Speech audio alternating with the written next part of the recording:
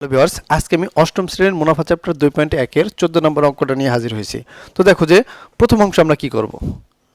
প্রথম অংশ দেখা আছে বার্ষিক 10% মুনাফায় 3000 টাকা এবং 8% মুনাফায় 2000 টাকা বিনিয়োগ করছে। তাহলে 10% মুনাফা যদি করে 3000 টাকা, কয় বছরের?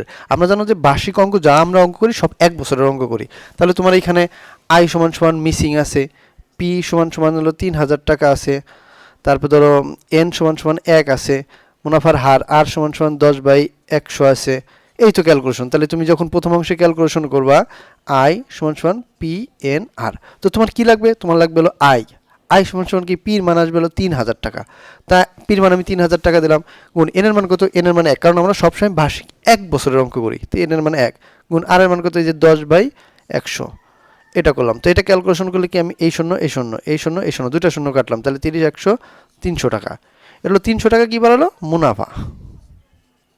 এটা কিন্তু প্রথম অংশে। যদি দ্বিতীয় অংশে করি, দ্বিতীয় অংশ দেখো, দ্বিতীয় অংশে এসে কি দাঁড়াবে? দ্বিতীয় অংশ তোমার হলো, দ্বিতীয় অংশের মুনাফা হবে তোমার, দ্বিতীয় অংশ হলো আই সমান সমান কত? দ্বিতীয় অংশ আই সমান সমান মিসিং, পি সমান সমান হলো 2000 টাকা, এন সমান সমান 1 বছর, মুনাফার হার সমান সমান 8/100, 8% বলছে। তো এটা এখন তুমি জানো যে দ্বিতীয় অংশ আবার কি করবো, আই সমান সমান পি এন আর। তো করলাম আই সমান সমান, এখন পির মান কত?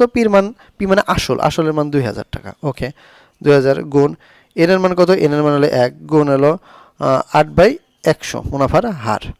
তা আমি যে এই শূন্য কাটি, এই শূন্য কাটি, তাহলে 8 দুগুণ 16, 116 আর 160 টাকা, এটাই। এখন ওরা কি বলছে? ওরা বলছে যে মোট মূলধনের উপর শতকরা কত মুনাফা পাওয়া যায়। তাহলে আমি যদি বলি মোট মূলধন, আমি এখানে সাইড করলাম, মোট মূলধন কত? মোট মূলধন সমান একবার হলো 3000 যোগ হলো একবার 2000, মোট মূলধন হলো 5000 টাকা। মোট মুনাফা কত? মোট মুনাফা একবার হলো 300 যোগ আর একবার হলো তোমার হলো 160 সমান সমান হলো 460। তো মোট মূলধন মোট মুনাফা পাওয়া গেছো। মোট মূলধন মোট মুনাফা তুমি পাইছো। এখন মোট মূলধন মুনাফার এন তো তোমার 1, তুমি জানোই। এন তোমার কি? এন সমান সমান 1। তো এখন তুমি জানো যে মুনাফার হার লাগবে। তো আমরা জানি যে, তুমি অবশ্যই জানো যে আমরা জানি, তো এখানে আমরা মুনাফার হার করে, এই যে শতকরা কত মুনাফা বলছে, শতকরা মুনাফা বলতে মুনাফার হার মিসিং করছে।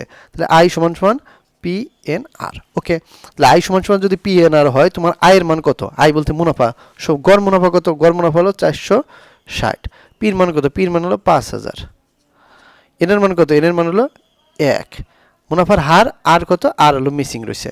তো তুমি জানো যে গুণ থাকলে এই পাশে এসে ভাগ হয়। আমি পক্ষান্তরে করে নিলাম যে 5000 এর সাথে 1 গুণ করলে যা আছে তাই হবে না, 5000 আর সমান সমান 460। তো আর সমান সমান কি, গুণ অবস্থা আছে, গুণ থাকলে কি হবে? ভাগ 460 ভাগ 5000। তো আর সমান সমান, এটা ক্যালকুলেশন করলে কি বাড়াবে? 460 ভাগ হলো 5000 সমান বাড়াবে হলো 0.002 গুণ হলো 100। মুনাফা যদি শতকরা পার্সেন্টেজ সমান সমান, এটা যদি দিই গুণ 100 সমান হলো 9.2%, সমান সমান 9.2%। তো এইটাই ছিল মূলত অঙ্ক। তো অঙ্কটা যারা বুঝতে পারো না, আমি আরেকবার তোমাকে একদম খোলাসা করে দিই। দেখো, বার্ষিক 10% মুনাফায় 3000 টাকা এবং 8% মুনাফায় 2000 টাকা। সে শতকরা মানে বার্ষিক মানে 1 বছরের একটা অ্যাকাউন্টে জমা রাখছে, যে সে মুনাফা পাবে 10% মুনাফা পাবে, 3000 টাকা জমা রাখছে। আবার আরেকটা জায়গায় 8% মুনাফা পাবে, 2000 টাকা জমা রাখছে। রাখার পরে সে 1 বছরের জন্য রাখার পরে যে মুনাফাটা পাইছে আর যে মূলধনটা সে বিনিয়োগ করছে, এই বিনিয়োগের উপরে গড়ে কত পার্সেন্ট শতকরা সে মুনাফা পাইছে, বিষয়টা এরকম প্রশ্ন করছে। তো আমরা কি করলাম, যেহেতু এইটা থেকে আমরা মূলধন থেকে আমরা মুনাফা বের করলাম, আমাদের মুনাফা দরকার। আমি প্রথম অংশে তোমার আই সমান সমান মিসিং, পি হলো 3000 টাকা, এন 1 বছর, কারণ এন বার্ষিক মানে আমরা 1 বছরের করি, আর হলো 10/100, 100 ভাগের 10 ভাগ মুনাফার হার। তো এটা আমি ক্যালকুলেশন করলাম, আই সমান সমান পি এন আর, আই সমান সমান পি ইন্টু এন হলো 1 বছর, এই যে আর মুনাফার হার ক্যালকুলেশন করার পর আমাদের 300 টাকা বাড়াইলো। আবার দ্বিতীয় অংশ কি? দ্বিতীয় অংশ আই মিসিং, পি হলো কত? 2000 টাকা পি, এন হলো কত? 1 বছর, মুনাফার হার 8%, এটাতে ক্যালকুলেশন করে 160 টাকা বাড়ালো। তো 160 আর আগে 300, মোট মূলধন কত? একবার বিনিয়োগ করছে 3000, একবার বিনিয়োগ করছে 2000, মোট হলো 5000। তো এই যে 5000 টাকা বিনিয়োগ করলো, মোট মুনাফা কত, একবারে মুনাফা পাইছে 300 টাকা, আর একবারের মুনাফা পাইছে 160 টাকা, মোট মুনাফা পাইছে 460 টাকা। তো তুমি জানো যে পি পাইলা, মুনাফা পাইলা, আই সরি এন হলো 1 বছর পাইলা, আর মিসিং যে কোনো একটা বিষয় দেখো, আই সমান সমান পি এন আর। তো তোমার আয়ের মান কত বাড়ালো, ওই যে 460 টাকা আয় বাড়ালো, মুনাফা। পি কত, পি হলো তোমার 5000, এন তে 1 বছর, আর এইটা আর মুনাফার হার, হার তো আমাদের লাগবে, হার মিসিং। তো আমি কি করলাম, এটার সাথে গুণ করলে 5000 আর হয়, যে 5000 আর 460 আমি এই পাশে নিলাম। তার সমান সমান কি, এটা গুণ অবস্থাতে আছে, এটা কি অবস্থা আছে, গুণ অবস্থা থাকলে কি যায়, গুণ জয় পাশে ভাগ হয়ে যাবে। তো আমি কি করলাম, এটা ভাগ করলাম, ভাগ করলে এইটা হয়, যেহেতু শতকরা মুনাফার হার পার্সেন্টেজ মানে 100, এই যে গুণ 100। তো এই ছিল মূলত অঙ্ক। তা আশা করছি অঙ্কটা বুঝতে পারছো। যদি না বুঝো অবশ্যই কমেন্ট করো, এবং দেখা হচ্ছে পরবর্তী ভিডিওতে। আজকের মতন বাই।